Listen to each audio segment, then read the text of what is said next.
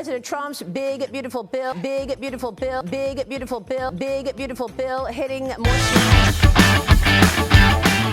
Trump's talent has always been his grift, his con. As the old saying goes, if you can't see the con, you're the mark. But for the first time in quite a while, everyone can see everything. Americans feel about the big, beautiful bill.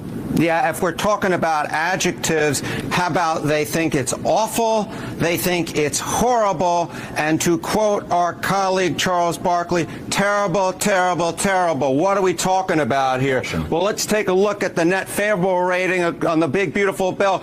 I don't just got one poll for you, Omar. I got 5 of them, and the net favorable rating, minus 19 points, Washington Post, minus 20 points, Pew Research Center, Fox minus 21, Quinnipiac University minus 26, KFF minus 29. You don't have to be a mathematical genius to know that when the net favorable rating of your bill is somewhere between minus 19 and minus 29 points, that it is not a positive bill as viewed by the American public. Trump is in trouble, and here's the reason why. November 2026. The midterms aren't that far away, and if you listen closely, you can hear the panic.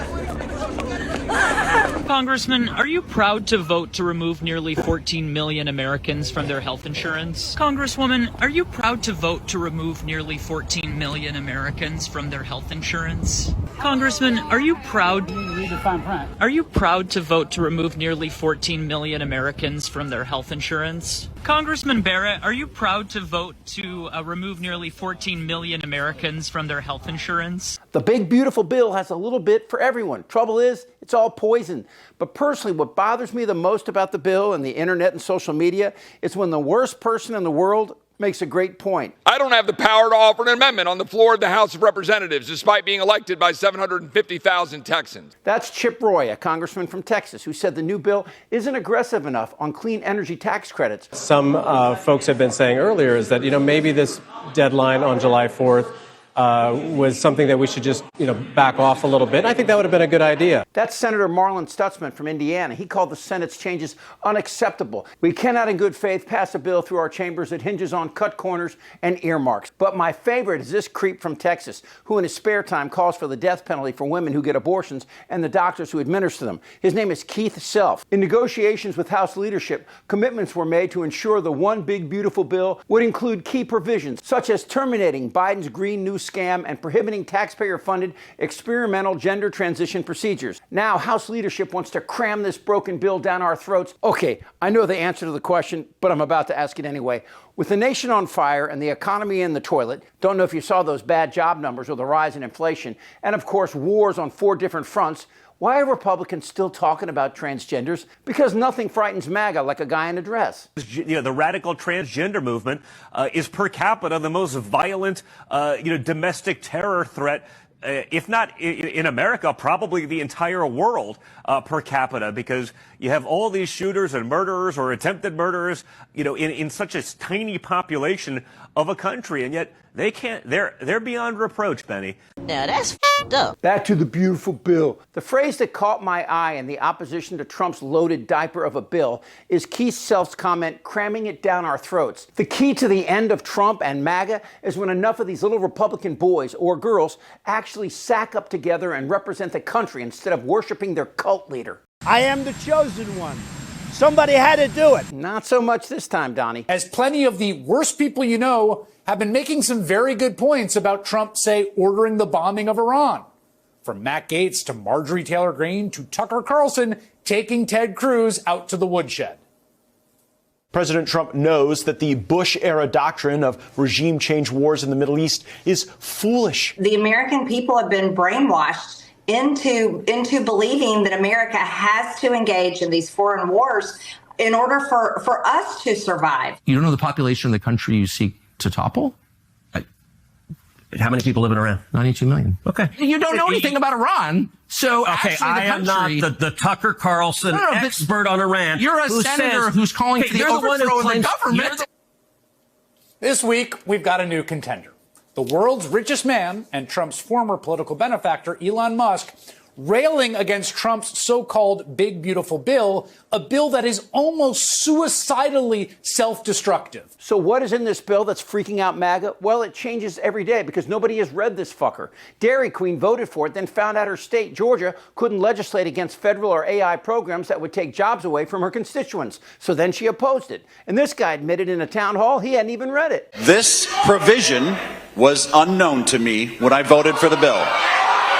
Can you please tell us why you voted to approve a budget bill that includes Section 70302, which effectively prohibits federal courts from enforcing contempt orders? Please let me read my question. I only got 30 seconds. Which would then allow current and future administrations to ignore those contempt orders by removing the enforcement capabilities.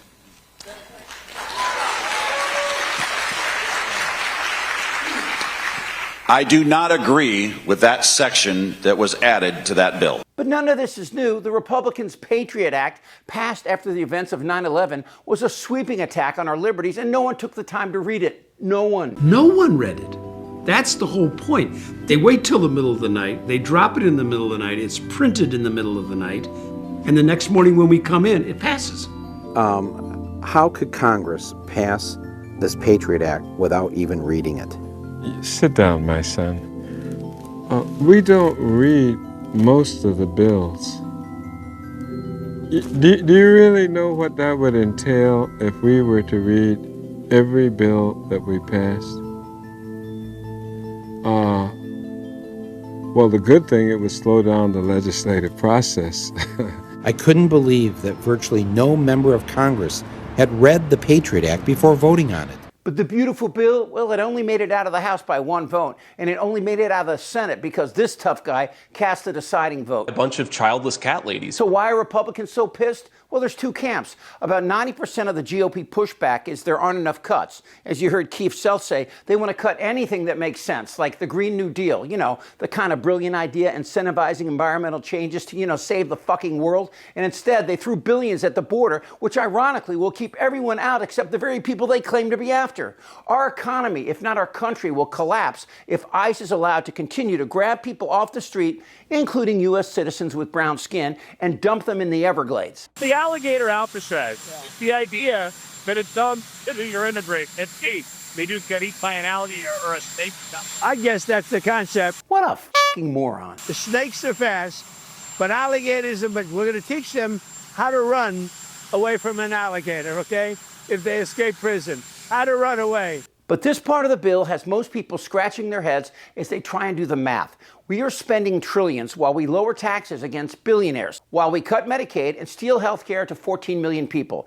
Even if you're a Republican, you can add that up and see why 2026 ain't looking good. Senator Paul said that that your vote was a bailout for Alaska at the expense of the rest of the country. Oh my God.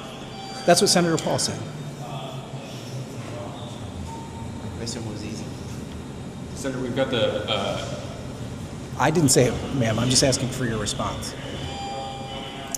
My response is I have an obligation to the people of the state of Alaska. That's Alaska Senator Lisa Murkowski. Her job is the same job the rest of these mopes have. Tell the truth. Grow a spine. Tell your voters this bill will hurt poor Americans and reward the oligarchy who is funding Trump's assault on our democracy. Look, it's all a grift, a con, and hopefully you can see it now. So do what you need to do. These Republicans work for us. It's time to show them the door. They don't know what the fuck they're doing. Goddamn right.